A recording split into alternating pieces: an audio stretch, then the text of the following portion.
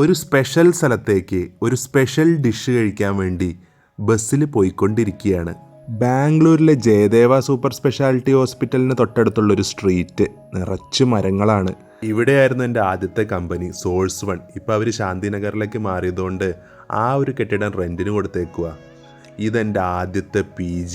എല്ലാം ഓക്കെ ആയിരുന്നു. ഒരു തവണ നാട്ടിൽ പോയിട്ട് തിരിച്ചു വന്നപ്പോൾ ബെഡിൽ ഫുള്ള് മൂട്ടകടി. രാത്രിക്ക് രാത്രി PG മാറി. എല്ലാം പഴയത് മാത്രം കാണിച്ചാൽ എങ്ങനെ? ഇത് ബാംഗ്ലൂരിൻ്റെ പുതിയ യെല്ലോ മെട്രോ പോകുന്ന വഴി. ഒരാവശ്യ സമയത്ത് ട്രെയിൻ പോകുന്നതും കാണാനില്ല. ഈ ഓട്ടോയിൽ കാണുന്നത് KGF ഹീറോ യാഷാണ് കേട്ടോ. അപ്പോൾ യാഷിൻ്റെ ഒരു ഫേവറേറ്റ് ഫുഡാണ് നമ്മളിന്ന് കഴിക്കാൻ പോകുന്നത്. ഏതാണ്ട് 7 കൊല്ലങ്ങൾക്ക് മുമ്പ് ഈ കടയിൽ നിന്നാണ് ഞാനത് ആദ്യമായിട്ട് കഴിച്ചത്. അത് വീണ്ടും ഒന്ന് കഴിച്ചു നോക്കാം. എന്താണെന്നല്ലേ? Idli sambar dosa, ragi mudde, Karnataka staple food. അപ്പോൾ റോക്കി ബായുടെ ഫേവറേറ്റ് റാഗി മുദ്ദയും അതിനോടൊപ്പം തന്നെ നാട്ടിക്കോളി സാറും എന്ന് കന്നഡക്കാർ പറയും. തെലുങ്കന്മാർ റാഗി മുദ്ദ ആൻഡ് നാട്ടുകോഴി പുളുസു എന്ന് പറയും. നമ്മുടെ ആൾക്കാർ നാടൻ കോഴിക്കറി എന്ന് പറയും. അതന്നെ ഐറ്റം.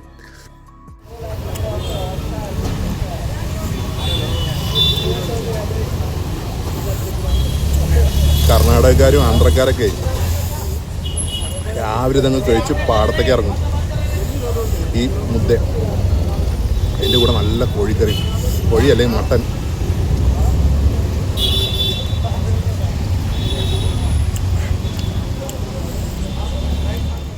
ആ മുദ്ദയെന്നൊരു ചെറിയ പീസ് അങ്ങ് പൊട്ടിച്ചെടുത്തിട്ട് നല്ല എരിവുള്ള ചിക്കനും പിന്നെ ആ ഉള്ളിയും ഒക്കെ ചേർത്തങ്ങ് കഴിച്ചാൽ നമ്മുടെ നിവിൻ പോളി പറയുന്ന പോലെ ചുറ്റുമുള്ളതൊന്നും കാണാൻ പറ്റൂല, അങ്ങനെ അലിഞ്ഞു പോകും. ആദ്യമൊന്നും എനിക്കിത് ഇഷ്ടമായിരുന്നില്ല. റൈസ് മാത്രം കഴിക്കുള്ളൂ. എനിക്ക് ഉച്ചയ്ക്ക് ചോറ് നിർബന്ധമായിരുന്നു. പിന്നെ ഒരു ദിവസം എൻ്റെ ഫ്രണ്ട് പറഞ്ഞിട്ട് ഞാൻ ഒന്ന് മാറ്റി പിടിച്ചു നോക്കി. അനിൽ റെഡ്ഡി പറഞ്ഞു, ഒരു ഫ്രണ്ട് ഉണ്ട്, ആന്ധ്രക്കാരനാണ്.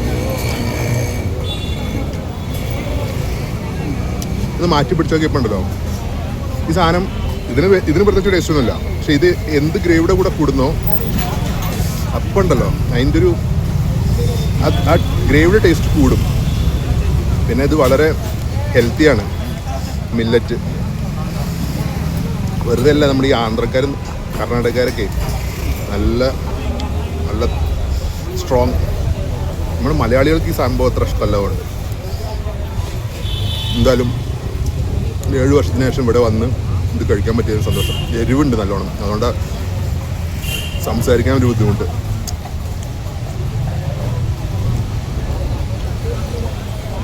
കുറച്ച് റൈസും കൂടി വാങ്ങാം.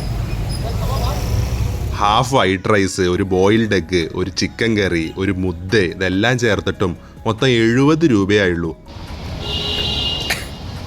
ഫുഡ് ഇഷ്ടപ്പെട്ടു എന്നതിലുപരി ആ ചേട്ടൻ എന്നെ തിരിച്ചറിഞ്ഞു എന്നുള്ളതാണ് അതിലും വലിയ സന്തോഷം. 7 വർഷമായി ഞാൻ ഇവിടുന്ന് ഫുഡ് കഴിച്ചിട്ട്. ഓക്കെ, 7 വർഷം. അതിനിടയിൽ ആ ചേട്ടനെ എത്ര പേരെ കണ്ടിട്ടുണ്ടാവും, എത്ര കസ്റ്റമേഴ്സിനെ കണ്ടിട്ടുണ്ടാവും അല്ലേ? എന്നെ ഒന്നും ഓർത്ത് വയ്ക്കേണ്ട ഒരാവശ്യമില്ല പുള്ളിക്ക്. പക്ഷെ അതാണ് നല്ല ഒരു കട നടത്തുന്നതിൻ്റെ ലക്ഷണം. അതിൻ്റെ ഒരു ഗ്രോത്ത് പുള്ളിക്ക് ഉണ്ട് താനും. ചെറിയൊരു കടയായിരുന്നു, ഇപ്പം അത്യാവശ്യം നല്ല കട ഡെവലപ്പായിട്ടുണ്ട് പുള്ളിക്ക്. പക്ഷെ വീഡിയോയിൽ മുഖം കാണിക്കാൻ ഒരു മടി, അതുകൊണ്ടാണ് ഞാൻ ഉൾപ്പെടുത്താതിരുന്നത്. ആ ചിക്കൻ കറിയുടെ എരിവ് ഇപ്പോഴും മാറിയിട്ടില്ല. അതിനൊരു പണിയുണ്ട്. ഈ പാർക്കിൻ്റെ അങ്ങേ അറ്റത്തൊരു നന്ദിനി കൂൾ ബാറുണ്ട്. അവിടുന്ന് ഒരു തണുത്ത ബദാം മിൽക്ക് വാങ്ങണം. 10 രൂപയായിരുന്നു പണ്ട്, ഇപ്പം 14 രൂപയാണ്. എന്നിട്ട് ഫ്രണ്ട്സ് എല്ലാവരും കൂടി ഈ ബാദാം മിൽക്കും അല്ലെങ്കിൽ റോസ് മിൽക്ക്, അങ്ങനെ 2 ഓപ്ഷൻ ഉണ്ട്. അല്ലെങ്കിൽ ഐസ്ക്രീമൊക്കെ ഉണ്ട്. പക്ഷേ ഇതിലേതെങ്കിലും ഒന്നാണ് കൂടുതലും വാങ്ങുക. കൂടുതൽ ഞാൻ ബാദാം മിൽക്കാണ് വാങ്ങുക. അതും കുടിച്ച് ഈ പാർക്കിൽ ഒരു അരമണിക്കൂർ ഇരിക്കും. അപ്പോഴേക്കും നമുക്ക് തിരിച്ച് കയറാനുള്ള സമയവും.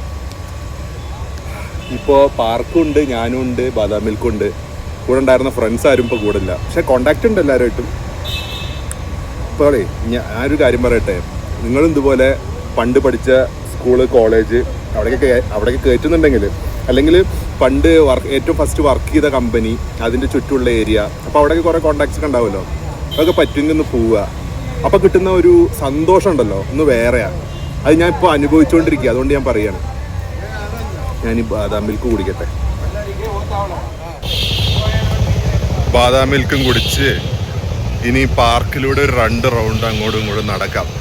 ഇതിപ്പോൾ സമയം 2 മണിയാണ്. ഓക്കെ, 2 മണി, നമ്മുടെ നാട്ടിൽ 2 മണിയാകുമ്പോഴുള്ള കാലാവസ്ഥ എന്താണെന്ന് അറിയാലോ, പുറത്തിറങ്ങാൻ പറ്റില്ല.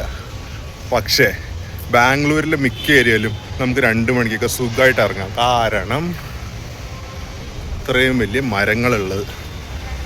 ഈ മരങ്ങളൊക്കെ സൂക്ഷിക്കേണ്ട ഉത്തരവാദിത്തം ബാംഗ്ലൂർ സിറ്റിക്ക് മാത്രമല്ല, എല്ലാ നാട്ടിലും ഉണ്ട്. പക്ഷേ ബാംഗ്ലൂർ മാത്രമേ നമുക്കിപ്പോൾ ഇത് കാണാൻ പറ്റുള്ളൂ. ഇത് പിന്നെ ഞാൻ അങ്ങനെ പറയാണ്, വെറുതെ എല്ലാ ആൾക്കാരും ഇവിടെ വന്നു കഴിഞ്ഞാൽ പോവാത്തത്. പക്ഷെ ഞാൻ പോയിട്ടോ, അത് വേറെ കാര്യം. അതിനൊരു കാരണം കോവിഡാണ്, അത് വേറെ കാര്യം. പിന്നെ വീട്ടിലിരുന്ന് വർക്ക് ചെയ്യാം എന്നുള്ളൊരു ഓപ്ഷൻ കിട്ടുമ്പോൾ വെറുതെ ബാംഗ്ലൂർ വന്നിരിക്കണ്ടല്ലോ എന്ന് വിചാരിച്ചിട്ടാണ്, അല്ലെങ്കിൽ ചെന്നൈ പോകണ്ടല്ലോ എന്ന് വിചാരിച്ചിട്ടാണ്. സോ എൻ്റെ ഈ ഇന്നത്തെ വ്ളോഗ് ഇത്രയൊക്കെ തന്നെ ഉണ്ടാവുള്ളൂ. ഇനിയും എനിക്ക് കുറച്ച് സ്ഥലങ്ങൾ പോകാനുണ്ട്, പക്ഷെ അതൊന്നും ഞാൻ ഇപ്പോൾ വീഡിയോയിൽ ഉൾപ്പെടുത്തുന്നില്ല. കാരണം എന്നെ സംബന്ധിച്ചോളം അതൊക്കെ നെസ്റ്റാൾജിക്കാണ്. പക്ഷെ കാണുന്ന എല്ലാവർക്കും അത് അങ്ങനെ ആവണമെന്നില്ലല്ലോ. അപ്പോൾ അതും കഴിഞ്ഞിട്ട് ഞാൻ തിരിച്ച് അനീഷേട്ടൻ്റെ വീട്ടിൽ പോവും. By the way, video notification അധികം പേർക്ക് കിട്ടുന്നില്ല എന്ന് അറിഞ്ഞു. അപ്പോൾ ആ ഒരു ഓൾ എന്ന് പറയുന്ന ഒരു ഓപ്ഷൻ ഉണ്ട് ബെല്ലൈക്കണിൻ്റെ അടുത്ത്, അതൊന്ന് ക്ലിക്ക് ചെയ്യണേ. അപ്പോൾ നമ്മുടെ വീഡിയോൻ്റെ നോട്ടിഫിക്കേഷൻ നിങ്ങൾക്ക് കിട്ടുന്നതായിരിക്കും. നിങ്ങൾക്ക് സമയം പോലെ വീഡിയോസ് കാണാവുന്നതുമാണ്. അപ്പോൾ ഇന്നത്തെ ദിവസം നല്ല രീതിയിൽ പോയി. എന്നെ സംബന്ധിച്ചിടത്തോളം വളരെ ഹാപ്പിയാണ് ഞാൻ. നിങ്ങൾക്കും എങ്ങനെയാണ് നിങ്ങളുടെ അഭിപ്രായം എന്നൊന്ന് പറയുക. സോ ചാനൽ ആദ്യമായി കാണുന്നവരാണെങ്കിൽ സബ്സ്ക്രൈബ് ചെയ്യുക. വീഡിയോ ഇഷ്ടപ്പെട്ടാൽ ലൈക്ക് ചെയ്യുക. നമുക്ക് മറ്റൊരു വീഡിയോയുമായി കാണാം. Bye bye bye.